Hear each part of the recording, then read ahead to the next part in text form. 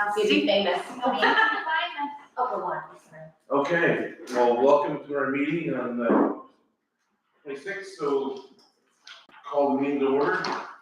And the agenda and the package was submitted to council. Do you have any motion to approve the agenda or any additions to the agenda? I'd like to make a motion to approve the agenda. I'll second. All those in favor say aye. Aye. Contrary, carried. So any conflict of interest from the agenda? Hearing none, we'll go to the business approval of the previous minutes of our meeting July 22nd. And everybody had a chance to look them over. I'll make a motion to approve the agenda from July 22nd. I'll second. Or not the agenda, sorry. The minutes. Yeah. I'll second. All those in favor say aye. Aye. Carried. Business arising from the minutes. And I was curious, did we hear anything back from Harvest House and whether they did? well, I talked to him actually today because I figured, just trying to get an update. We sent him a letter, we reached out to our Regional Service Commission planning people, and they sent us an email back that the zoning's not an issue, that area's zoned. It's not zoned, so it's out in the LSDs, which is one of the things they're doing. But in regardless, all they have to do is submit their building permits, and in their building permit stuff for renovations, they have to describe what they're doing. But they didn't see it as a problem at all, and he'll be urged to reach out to neighbors. I know he's reached out to a lot of neighbors already in that area. And other than that, our role, we have no other role. He's good to go, so. No, I'm just curious, Yeah. maybe progress and Yeah, they haven't bought the property yet. no, I got a call from the owner of the property, which I know, and she thought it was a great idea, and I said, yeah, it's a great idea, and he's negotiating with her, and I said, but we're not against it, and he can proceed as he wants to proceed, but he has to follow the process of building permits and getting that authorization from our planning department. Okay, good, thanks. So, that's about it. Any other updates from there? Okay. So presentations, there isn't any tonight. So correspondence, there's a thank you note. I'm gonna have our deputy mayor read that, please. Council recently received a kind note from one of the recipients of the District Carleton Student Bursary. This program supports graduating students as they continue their education, and it's always rewarding to hear how it makes a difference. And the note from the student is, I am writing to express my sincere gratitude for the 2025 District of Carleton Student Bursary. I'm incredibly thankful for your kindness and support. Your generosity inspires me to work hard and give back in the future. Thank you again for investing in my education. Sincerely, Alana Collins. It's nice. It's always nice to see her. She was also working the beautification crew this summer later on. So that's great, thank you very much. So next item is bylaws and policies under dangerous and unsightly premises. And the first one is file 2025-02. I'll turn it over to CAO for clarification. Thank you. So we have been working with Raymond and our public safety manager, Trustee Centreville, on probably 13 files now that we have under a dangerous and unsightly premises bylaw. And as we go through this process, it eventually comes to council to make a decision on what we want to do with the property. So we've got 2 files today that we want to bring forward. I'll just present the report that Tristan has sent me. I'll provide you guys a recommendation of what he thinks we should do with the property, and then this is to make a decision on what we want to do. There's 3 options that we can move forward with. So the first property is located at 869 Route 565. The PIN for this is 1024471. So just some background on this file. We received some complaints on this property. The property was inspected by Tristan, who is a bylaw enforcement officer, and it was determined to be in violation of the District of Carleton North Unsightly Premises and Dangerous Buildings and Structures bylaw.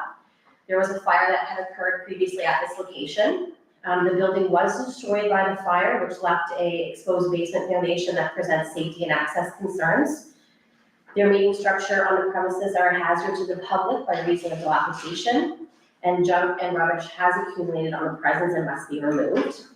So a first notice of violation was sent out as required. Subsequent required notifications were issued accordingly, and a notice to comply was issued and registered accordingly in June of 2025. The owners have failed to respond or comply as they cannot be contacted directly, so all required timelines notifications have occurred on the property. So the three options that we have to make a decision on is option one is direct staff to proceed with the recommendation from Tristan, which I will get into in a second. Option two is to reject the recommendation and leave the property as is, or option three is to proceed with legal action to force demolition and cleanup. So the recommendation from Tristan for this property is for us to undertake necessary actions up to and including demolition to bring the property located at 869 Route 565 into bylaw compliance in the most efficient and economical manner possible. Any questions on that, or do we need a motion? So after we bring it up to clean it up, then what, how do we? I know that's an in-person call. So what happens is, so we would pay, the district would pay for the cleanup of the property. Then we have to try to collect the funds back from the property owner at least three times. Once we do that and we don't receive any note back from them, then we send it to the province and place a lien against the property. Next year, we will receive those funds back from the province.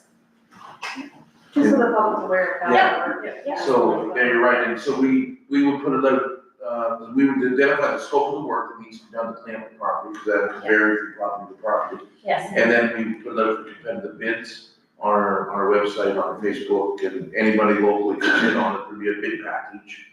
And they bid, and then we select the bids the bid that we want to go with. Yep. And they wouldn't do the work, and they send us the bill, we pay it, and then we submit that bill 3 times, as the CEO said to the property owner, 3 times. Doesn't have to wait 30 days, it just has to go 3 times. Mhm. And then after that, we put it on our list to send to the province for reimbursement. So it's a good process, and yeah. So I need a motion on that one. Well, I'd like to make a motion regarding, file number 2025-02. I move that the District of Carleton Council authorizes town staff to take whatever actions are needed, including demolition, to bring the property at 869 Route 565, unsightly premises, file number 2025-02, which is in violation of the town's bylaws, into compliance in the quickest and most cost-effective way possible. We have a seconder? Second. There's a question? We're gonna have it here. Any discussion or any comments? My only comment is, it's been sitting there, it's at the end of the Mapboy Road on 565, it's the former furniture store, the former Gonz's convenience store, and it's sitting there for 2 years now as a complete total eyesore, and I think we're doing the right thing by going forward, and we can recoup the expenses that we incur here through the province, and the province will reimburse us and go after the property owners for their own lien. Yes. Any other comments? Okay, so, it's moved, seconded, all those in favor say aye. Aye. Contrary minded, nay, carried. So the next item is, file number 2025-03. Yes. So much like file number -02, this is the same type of issue. This is located at 8162 Route 107. PIN number is 100005304.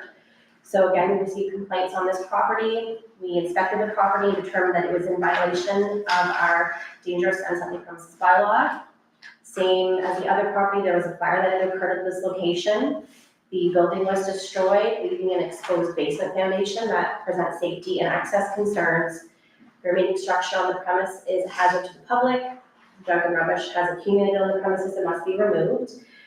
We followed through with the first notice of violation. Subsequent required notifications were issued accordingly, and the notice to comply was issued and registered accordingly at Service Due Brunswick in June of 2025. The owners have failed to respond or comply as they cannot be contacted directly, and the required timelines and notifications have occurred. So again, 3 options we can take for this property is to direct staff with the recommendation that I will read here in a moment from Tristan. Reject the recommendation with no action taken, or to proceed with legal action to force demolition and cleanup. So Tristan is recommending, much like the first property, is that we go ahead and undertake the necessary actions up to and including demolition to bring the property located at 8162 Route 107 into bylaw compliance in the most efficient and economical manner possible. Okay, what's the will of council? It's much like the property, in Holmesville, was burnt and it's exposed basement on the corner of East Gosford and 107, so it's much the same, only on a smaller scale. Basically, the house was up for sale and it was burnt. So I move the District of Carleton North Council authorizes town staff to take whatever actions are needed, including demolition, to bring the property at 8162 Route 107 Unsightly premises file number 2025-03, which is in violation of the town's bylaws, into compliance in the quickest and most cost-effective way possible. For a second? Second. Moved and seconded, all those in favor say aye. Aye. Contrary minded, carried. So staff will move forward as directed by council on both these files. And I just want to say publicly a couple things. This is unsightly dangerous premises is a tough file in the sense of property, but we received complaints from the public, numerous complaints, and we catalog those complaints and put them on a register, and they move through the system. But the whole process here is a very legal process, and it needs to be to protect people's interests. But the other interest is the cleaning up properties, because people want that from us, to take the initiative. So I want to thank our staff, that this has been all brand new. These are our first two of probably others that could come down the road. And our CEO and our assistant clerk and not especially, but our public safety manager is really dived into this, and the three of them have worked on this with moving this all forward. So I want to thank them publicly for this. Thank you very much. So we'll move on from that. New business is the provincial municipal highway program. They need a three-year application for an update for 2028 to 2030. And that was circulated in the package. So what's the will of council on that, on these provincial municipal highways? Well, I can explain some of that in a minute, but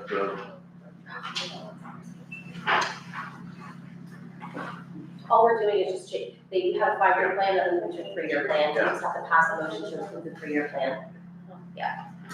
And we agreed that these roads were priorities previously, and we just have to refer that. Yes. just so the public understands, these are provincial roads that are within the old municipal boundaries.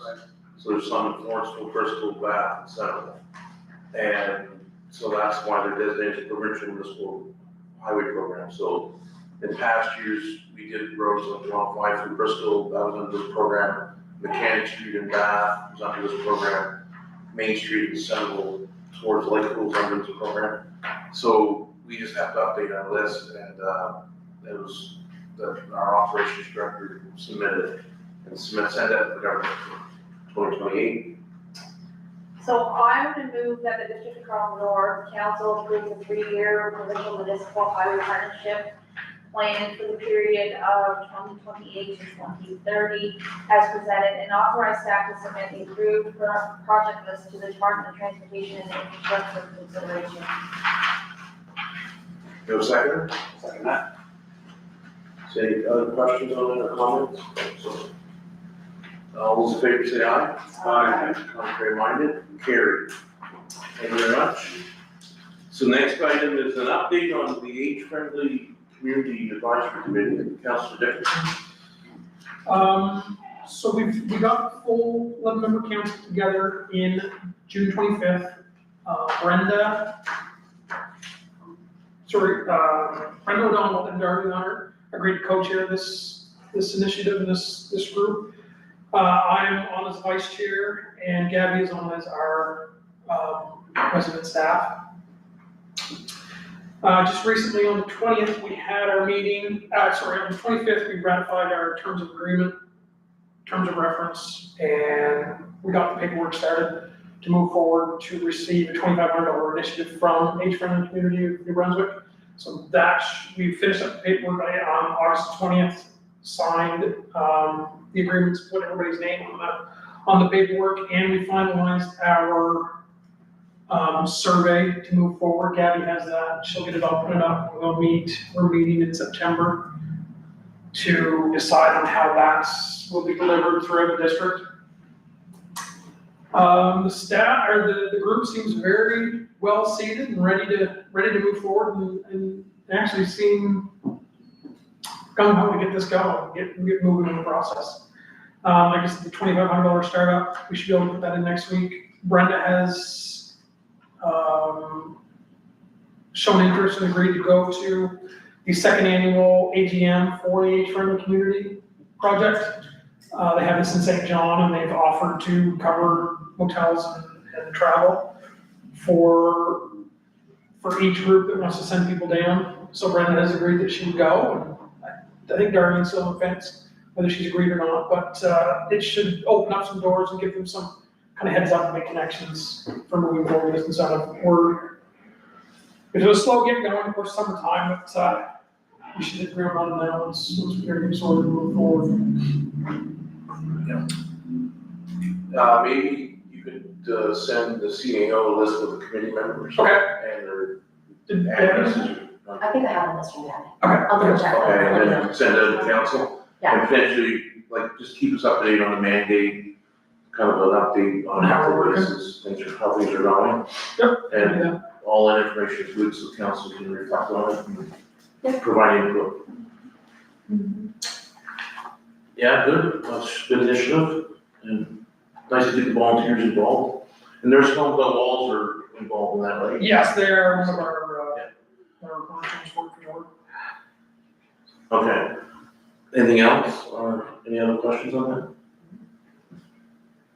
So item number 3 is the Curtis Road and Bristol Heights, tender. And, I'll just kind of give you a little bit of background here, and then. So we issued a public tender for the Curtis Road, Bristol Heights, paving project. We put them together, it was done on August the 5th. They were combined together, we figured economies of scale, we might get a better price and rather than do them individually. So the scope of the project includes milling and paving 0.65 kilometers of roadway on Curtis Road from Main Street to just past Kirk Street. Past School Street, but out to Kirk Street on the Curtis Road. And the preparation of the roadway and paving of approximately 0.21 kilometers on Bristol Heights from Route 105 to the existing asphalt on that road. The work also includes resetting catch basin manhole frame and covers on Curtis Road. And the roadway shoulders on Bristol Heights are also going to be reshaped and surfaced with reclaimed asphalt pavement. Following the public tender process, Dexter Construction Company Limited was the sole bidder at $477,045 plus HST for a total project cost of $601.75. And based on the recommendation of staff and the evaluation of the submitted tender, it is proposed that the contract be awarded to Dexter Construction Limited. So that's the background on that. On those 2 roads. And those are both municipal roads, obviously. This is nice for me to see this get done, because this road was built back when I was on council on the whole establishment of the whole Bristol Heights, and it's nice to see it finally coming down and finished. Is there any questions or anything? If there isn't, I'd like to make a motion. Move the Carleton North award the Curtis Road and Bristol Heights Mill and Pave to Dexter Construction Limited. You have a seconder? I'll second that. And, any comments on that? It's great to see it done with, or to get done with the development that's happening up there. another set of apartments up there, so. But I just want to comment too, that we've had numerous councillors speak to this in the past, and I know previous council had it on their list to do. And I give you guys all credit and staff that kind of made it a priority and are gonna get it done. And it's much needed, as it was mentioned, for the development of that area, and for the people who live there, the expansion of the people that live there. The other aspect was always brought up by Councillor Bradstreet was the public safety point of view. That sometimes that road is used for accessibility around Bristol to get to Bath at certain times in the flood season, potentially in the spring, and any of the other road closures on Route 105. So it's a very good project and much, long time coming, but be nice to see it finished. So after, if it is awarded tonight, we'll contact the contractor and get moving on that, so to speak, so. So, any other comments? All those in favor say aye. Aye. Contrary minded? Carried. What's that? Yeah, motion carried, thank you very much. So next item is the Centreville Fire Hall expansion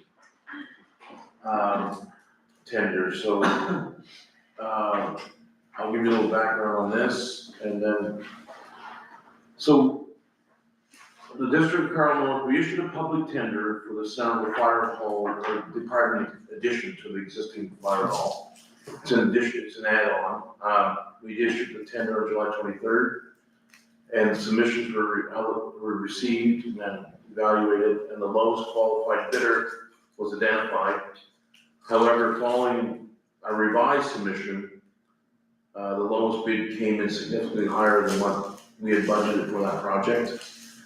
And as a result, our staff is recommending that the tender process for the Centreville Fire Department addition be considered canceled at this time.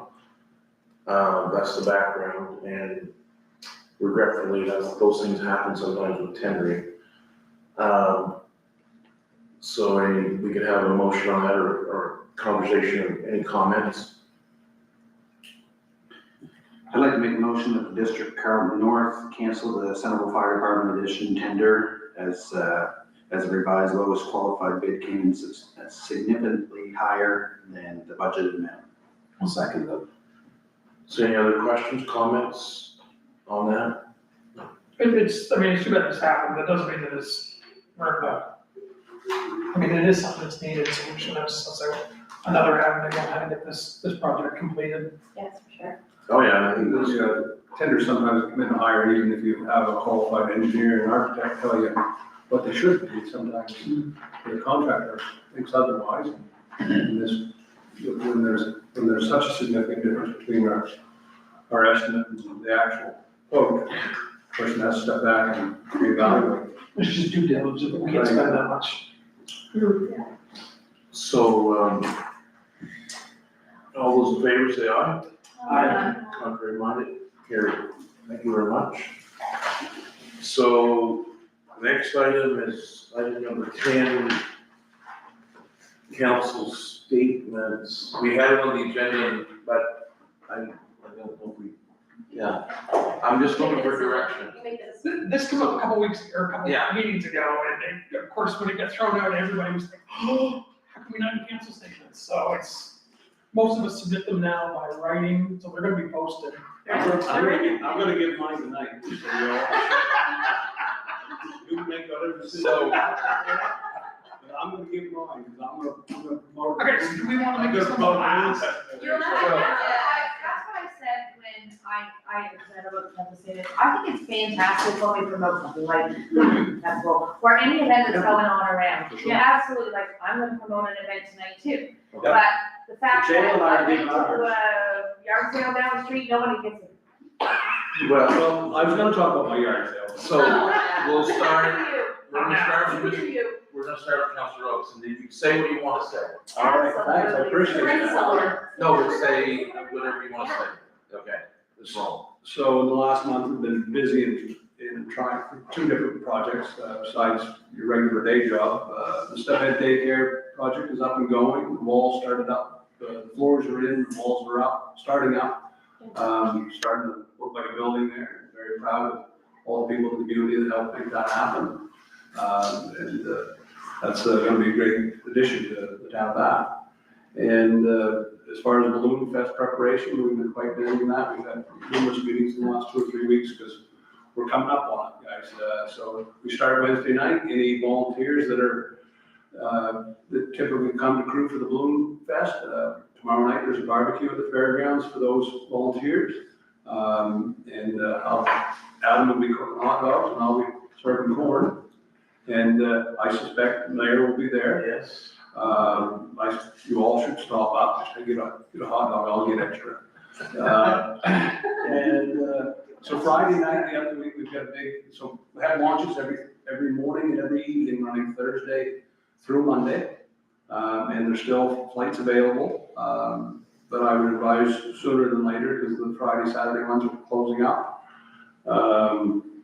There's also a concert on Friday night at the fairgrounds, and music and vendors Saturday, Sunday, and a car show on Sunday, and the lumberjack competition, the Trevor's Good Island Lumberjack competition is gonna be Monday, Labor Day, and that always brings in a big crew, and we've got some world champion record holders, and as far as balloonists, we've got two Canadian champion balloonists with us this year, 14 balloons.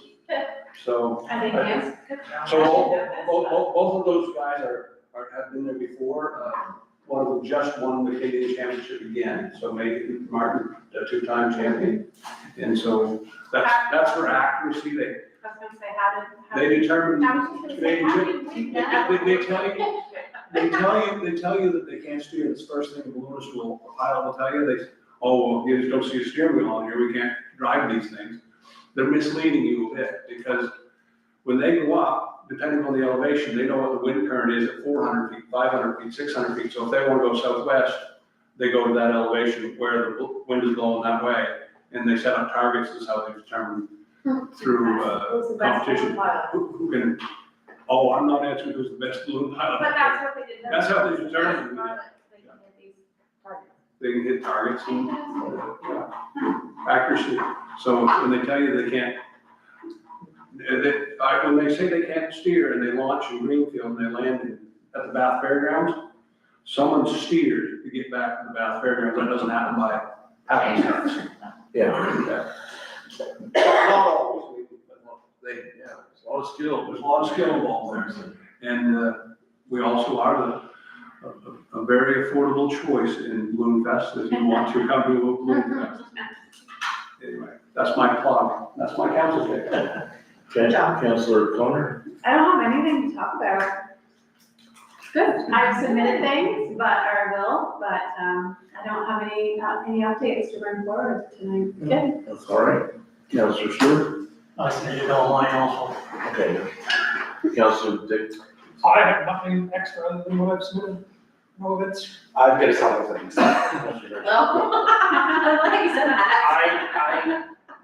I preach about our fire departments all the time, as we sit here tonight, and our fire departments just roll out again. Thank you to all of our fire departments. Our district has been very supportive of our firefighters, helping out with the forest fire in Miramichi, and seems like we have a crew going there every 3 days. And whether they're coming from Bath, Glassville, Juniper, Centreville, Lakeville, every department has been deployed. Mhm. So I thank you to all the firefighters. Absolutely. Stay safe. Oh, you're on a roll. I thought you were gonna start talking about saving kittens. Councillor Watson. I just want to let everybody know, first ever lawnmower races are going to be held at the Centreville Multiplex from September 5th to the 6th. First time they've ever happened there. It's a new thing to try out. The Centreville Chamber of Commerce is putting this on, I believe. And it's a great family event. Looks like it's gonna be a lot of fun. So if you have a chance to get over there, September 5th and 6th, checking on it, the lawnmower race. And there's no random tournaments and such? They have advertised on Facebook, but I've been trying to share it up and get it out there, but it's something new, I think, that they're doing, the chamber's doing it, correct, Mike? They are putting that on. Yeah, tell them to reach out to the district so we can get that flying through ours. Yeah, I think they don't know. yes, I sent it on today, so. Anybody can help see their lawnmower You put in somewhere. a lawnmower? Mine's for strictly mowing grass, you know. I'll raise yours and I don't want to. Let's do this, let's do it. I'll be moving. Um, So get over, check it out, I'm excited, I've never seen a lawnmower race before, but I have never. I went to see one a year ago and I laughed about the idea of going, but they're not lawnmowers, they're Yeah. small race cars. Just long as- They're small race cars. Like zero turn, keep up. That's great to have, bring something else to your. Bring something else, so you're absolutely good on the chamber for doing it, and, I'm excited, I've never seen one, so I can't wait to see what it's all about.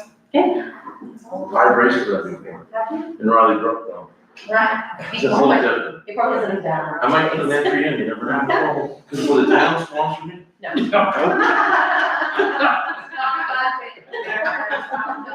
Okay, thank you, Deputy Mayor. Well, this weekend, I'm excited for the Balloon Fest. I always enjoy watching the balloons. But then I'll be going to the provincial 4-H show in Fredericton as well. And so if you have any kids that are ever interested in joining 4-H, going to the provincial show would be an interesting thing, but you should stay for the Balloon Fest. Right, Scott? And also there's the first annual Walk a Mile in Her Shoes is gonna be held on September 20th. It's gonna start at Scotiabank in Lawrenceville. And all the money that's raised will go to the Sanctuary House in Woodstock. And they're looking for men and women and children at any age to take part in the walk. And there was a mention of maybe the District Carleton North should.